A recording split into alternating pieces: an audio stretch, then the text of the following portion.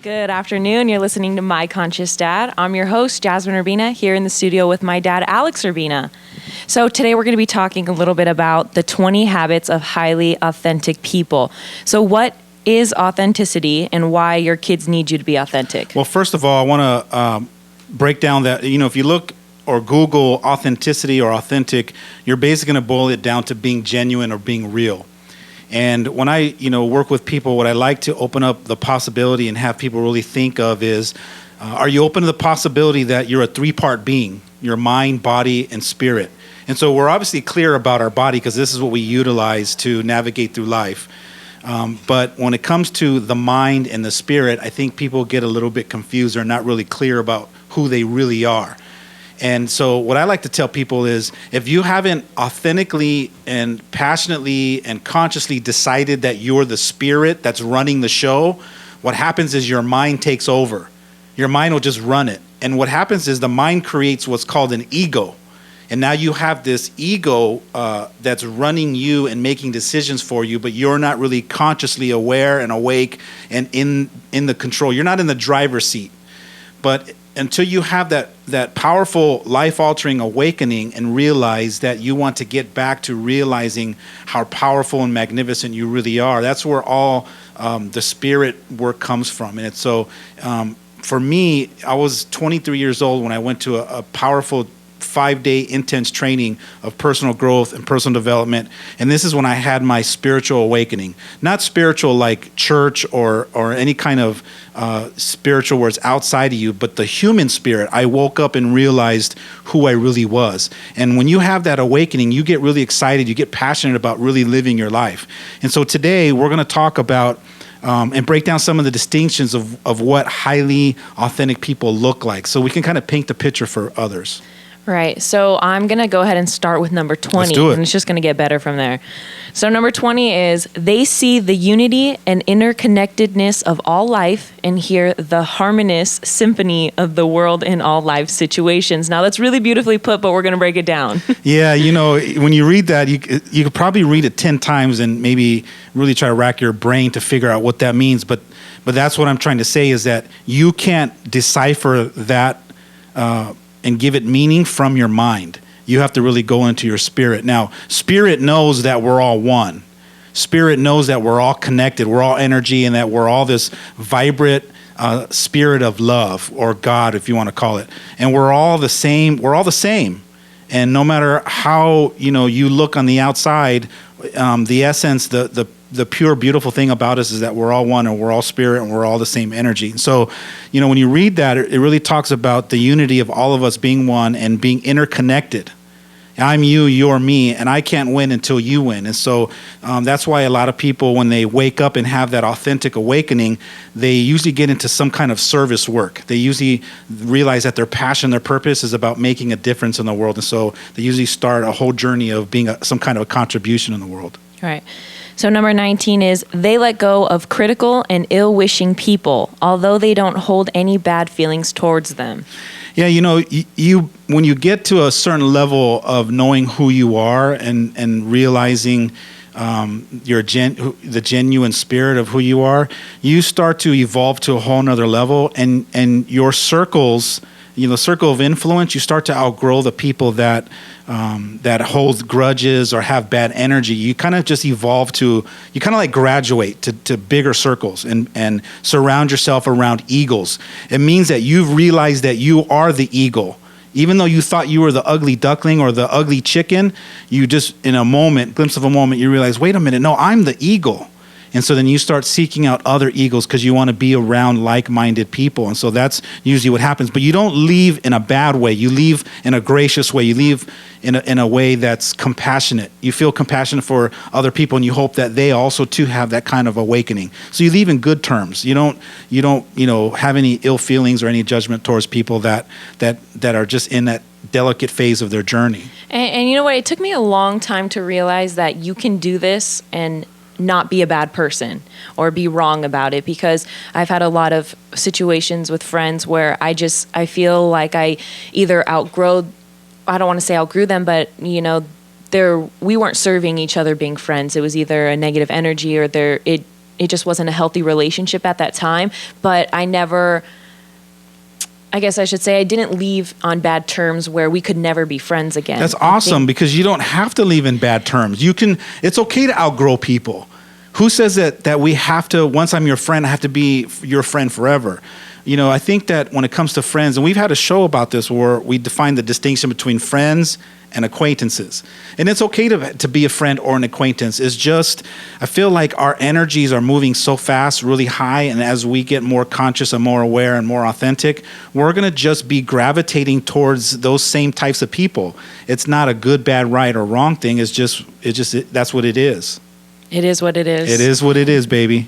All right, number 18, they try to support others and sincerely wish for people to grow and reveal their unlimited selves. Yeah, when you get to a certain level of consciousness, you're excited to help other people get to that level. And you no longer are living in fear or competition. And you genuinely have, you really get excited to see other people around you win. You want them to win.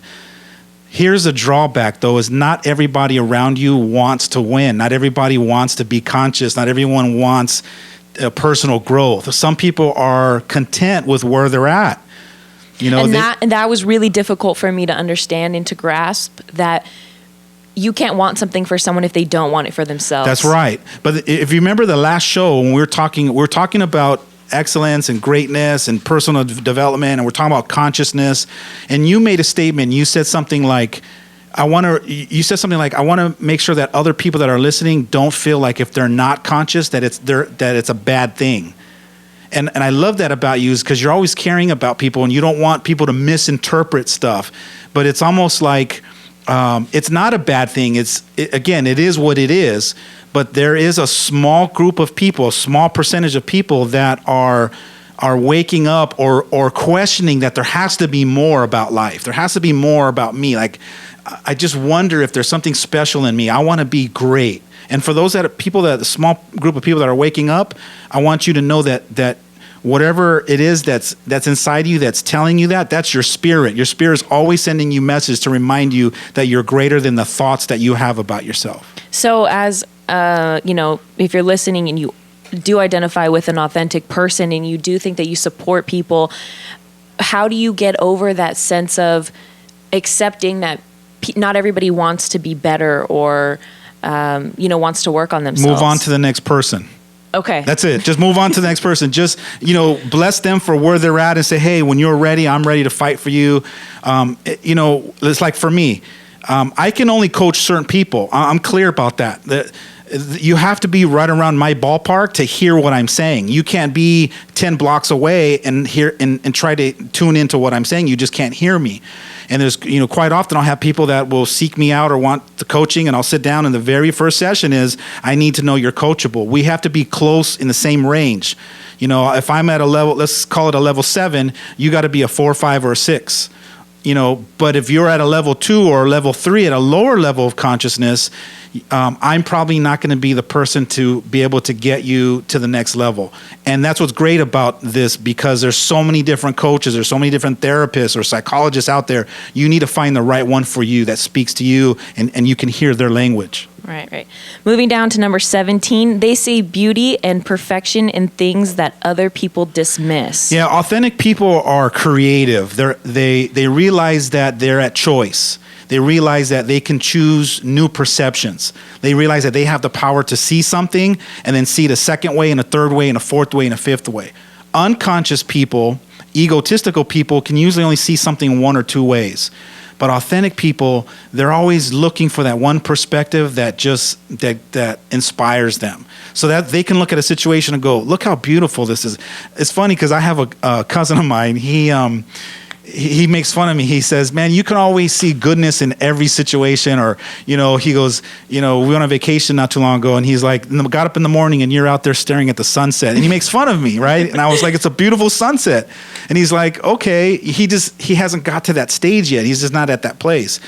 For me, I can just look around and I can choose to see beauty in things that aren't so obvious to others. Other people look at the same thing you're looking at, and from their one or two perspectives, they can only see, chaos or destruction or calamity, or this wasn't good for me, instead of looking for finding the positive in it. What this statement sounds like to me is gratitude. They just are very grateful Absolutely. for every experience or opportunity that they can see. I love that word. Gratitude is a place that you can evolve to when you get to a higher level of consciousness.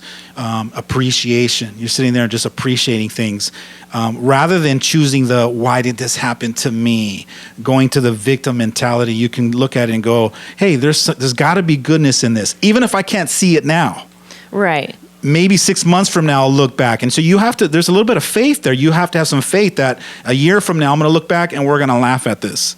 Those are the kind of people you want to be around. When something's going down and you're like, oh my God, you want to look to someone and someone goes, hey guys, this is just a learning lesson for us. We're going to look back one day and we're going to laugh. You want to be around those kinds of people because they inspire you. Yeah, my friends get mad at me because I'm already laughing in that situation, and they're like, no, it's not funny yet. I'm like, not to you. They'll say it's too soon, right? Yeah, they say it's not funny yet. It's too soon. Like, okay, haven't got past it. Let me know when. I'm still stuck in the psychological resistance and the victimization. Oh my God, this happened to me. No, it didn't happen to you. It just happened. You're choosing to see it that it's that you're powerless in this circumstance rather than taking responsibility for it. Okay, moving on to number 16, and I really like this one. It says, they don't get upset when someone obviously dislikes them. They allow others to form whatever opinion they wish to have. Yeah, that's beautiful. Highly authentic people, they know who they are. They've already come to the conclusion that they're spirit, that they're powerful, that they're magnificent. And so, there's no threat to them. They can allow other people to be in their process or in their journey, or being upset or being mad or even blaming them, and they don't get tagged.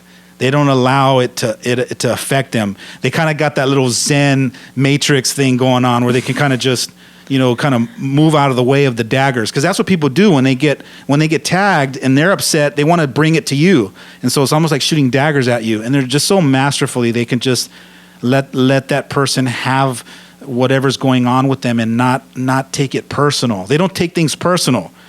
Like if you're upset and you're frustrated and you're directing it towards me, I'm not going to let you tag me, because I can separate myself from you having your own way to deal with it. Unconscious people, people that haven't found the authentic self, that don't know who they are, they take it personal, get tagged, and then they go into reaction. And then the other person reacts, and before you know it, now you have an argument, or you have a fight, or you have a disagreement. Mm-hmm. I kind of just thought of this, but in the Superwoman workshop, I remember somebody saying, that was this weekend, I remember somebody saying that their in-laws don't like them or something like that. And I remember you responding with, and I think I'm going to remember this forever, but you responded with, so what? Why should they like you? Kind of thing. Like, who are you that they have to like you? What I said was, how arrogant of us. I didn't make it about them. I said, how arrogant of us that we think people should like us. Yeah. No, and I never thought of that. Yeah, seriously. Like, if you're walking around upset because your in-laws don't like you, or your best friend doesn't like you anymore, or your neighbors don't talk to you, it's like, how arrogant of us to think that everybody should like you. Not everyone's going to like you. Yeah, and I think especially if you find your authentic self and you realize how powerful you are and you want to share it with the world, there's definitely going to be a lot of people that aren't going to like you because it doesn't fit into their box. And I think I really liked that statement because like most people, I despise the word arrogant. I hate it. I hate what it means. I hate when people portray it. I hate when I portray it. So I don't want to be that.